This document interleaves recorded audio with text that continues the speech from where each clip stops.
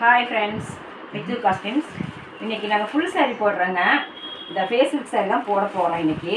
பாருங்கள், இது paint colour. இப்போ பாருங்கள், கரெக்டாக நான் ஒர்க் வச்சுருக்கு. நல்லா இருக்குது பாருங்கள் சாரீ. பார்த்திங்களா, அப்படியே நல்லாயிருக்கும் சாரீ வந்து ஃபேஸுக்கு. இப்போ கரெக்டாக நான் ஒர்க் வச்சுருக்குது. ப்ளவுஸுக்குமே உங்களுக்கு ஒர்க் வந்துடும்.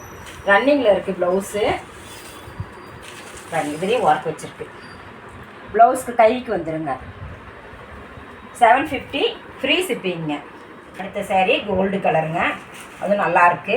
உங்களுக்கு பிடிச்சிருந்துச்சுன்னா எந்த சாரீ பிடிச்சிருக்குன்னு பார்த்துட்டு ஸ்க்ரீன்ஷாட் எடுத்து வாட்ஸ்அப்பில் தெரிய நம்பருக்கு வாட்ஸ்அப் பண்ணி விடுங்க. இப்போ பாருங்கள், வெங்காய சாரீ கலரு.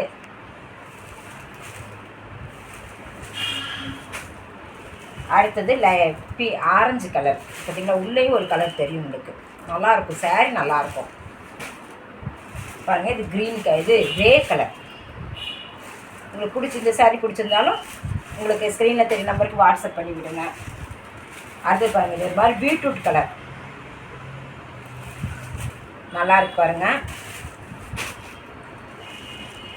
பாருங்கள், க்ரீனும் கோல்டும் கலந்த மாதிரி இருக்குது இந்த சாரீ.